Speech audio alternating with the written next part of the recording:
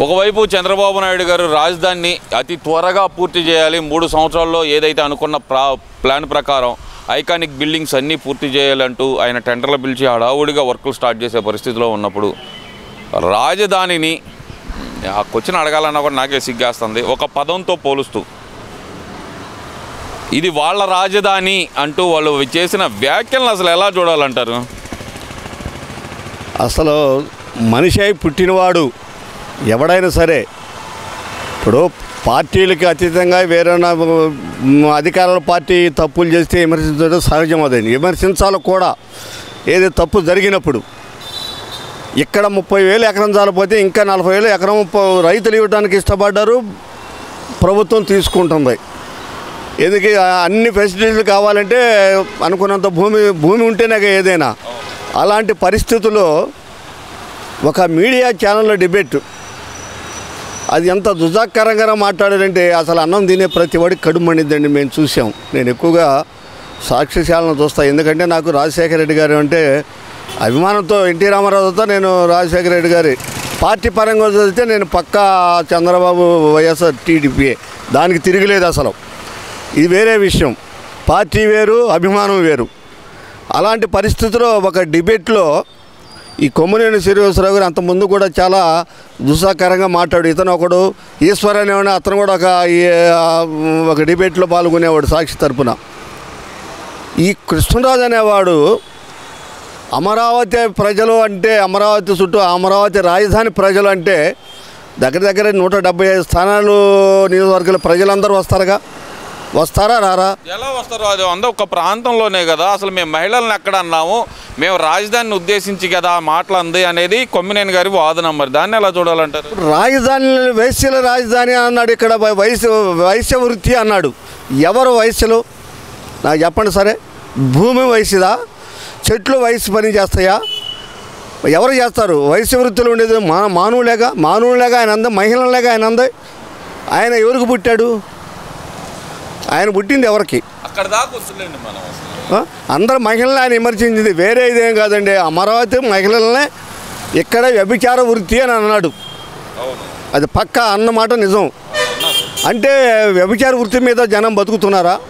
ఇప్పుడు పోయినసారి జగన్మోహన్ రెడ్డి గారికి తాడికొండ, మంగళగిరి ఆడ టీడీపీ గెలవాల, ఆడ వైఎస్సీపీ గెలిచింది.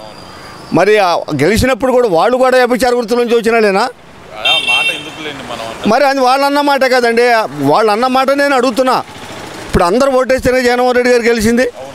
మరి అప్పుడు వయసు వృత్తిలో ఉన్న వాళ్ళంటేగా ఉన్నారా లేదా? అప్పుడు మంచి వాళ్ళ ఇళ్ళు. వీళ్ళు తెలుగుదేశం పార్టీ అధికారంలో జరిగి వయసులు అయ్యారనమాట. ఏది ఇక్కడ అభివృద్ధి జరుగుతుంటే, పరిశ్రమలు వస్తుంటే అది మీకు చేత కాలేదు. అనుభవం గల నాయకుడు ఆయన చేస్తున్నాడు.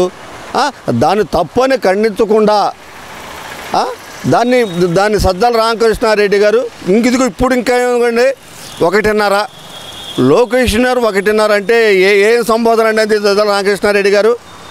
నీ కొడుకు సాక్షికేనో దీనికి పార్టీకి సంబంధం లేదన్నాడు. వైఎస్ఆర్ పార్టీకి సాక్షికి దినపత్రికకి సంబంధం లేదన్నారు. ఓకే, నీ మాటకే వద్దాం.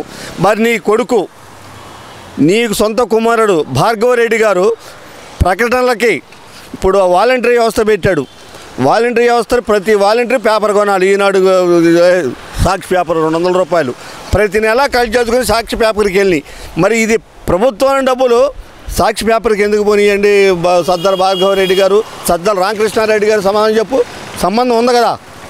సంబంధం ఉన్నబిడ్డగా పేపర్ డబ్బులు ప్రకటనలకి ఆడికి ఎన్ని మీ ప్రకటనలకి ప్రభుత్వ ధనం 1000 కోట్లు సాక్షి పేపర్కి వెళ్ళింది. మరి దీని సంగతి ఎందుకు చెప్పు సజ్జల రామకృష్ణారెడ్డి గారు? 1.5 మనిషి అన్నావు నువ్వు.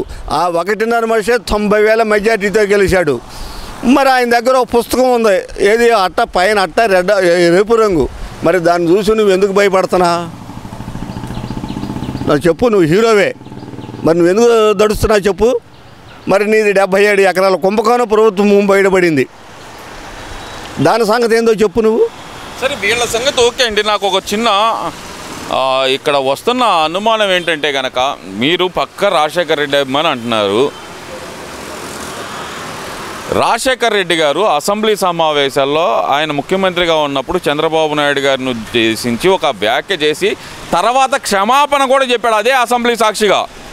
మరి జగన్మోహన్ రెడ్డి ఇంతవరకు క్షమాపణ కూడా ఎందుకని చెప్పలేకపోతున్నాడు? తప్పు జరిగింది ఛానల్లో, మా ఛానల్లో తప్పు జరిగిందని క్షమాపణ ఎందుకు చెప్పలేకపోతున్నాడు?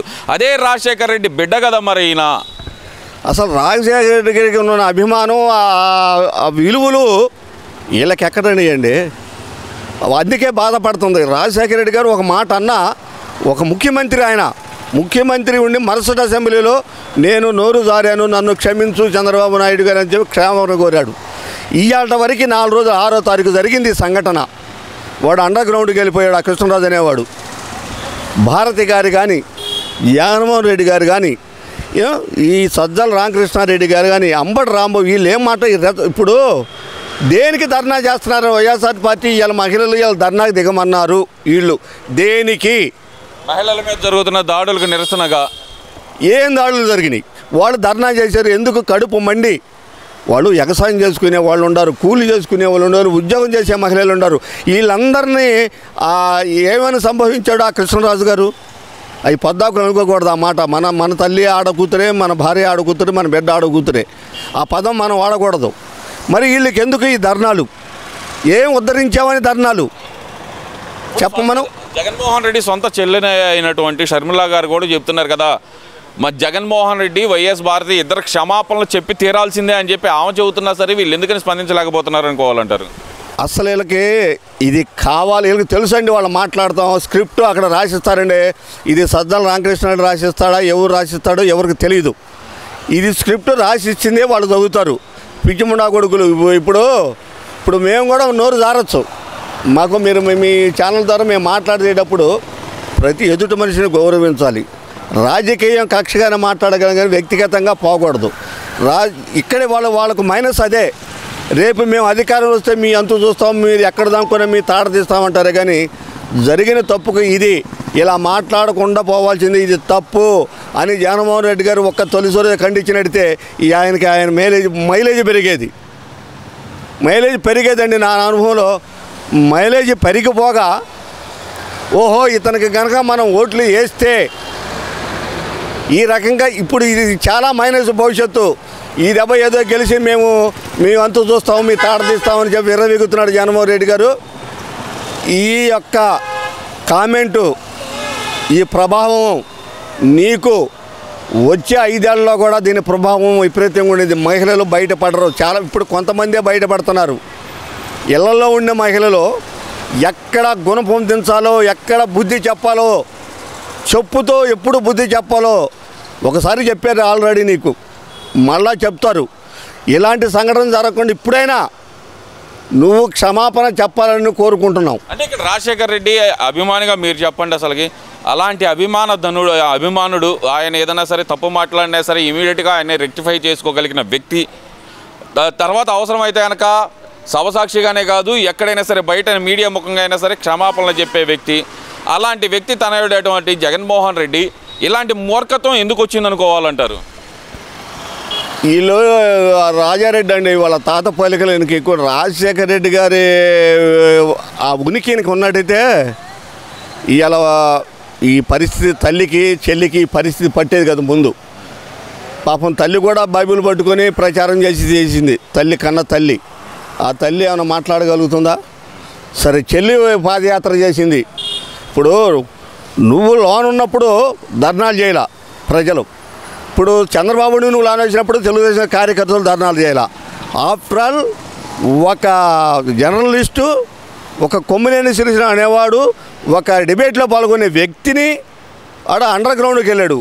వాళ్ళు దుఃఖకరంగా మహిళలు పోయి హీనాతిహీనంగా మాట్లాడితే వాళ్ళని అరెస్ట్ చేసినందుకు మీకు ధర్నాలు ఎందుకు? ముందు నాకు సమాధానం చెప్పాలి జగన్మోహన్ రెడ్డి గారు. Thank you.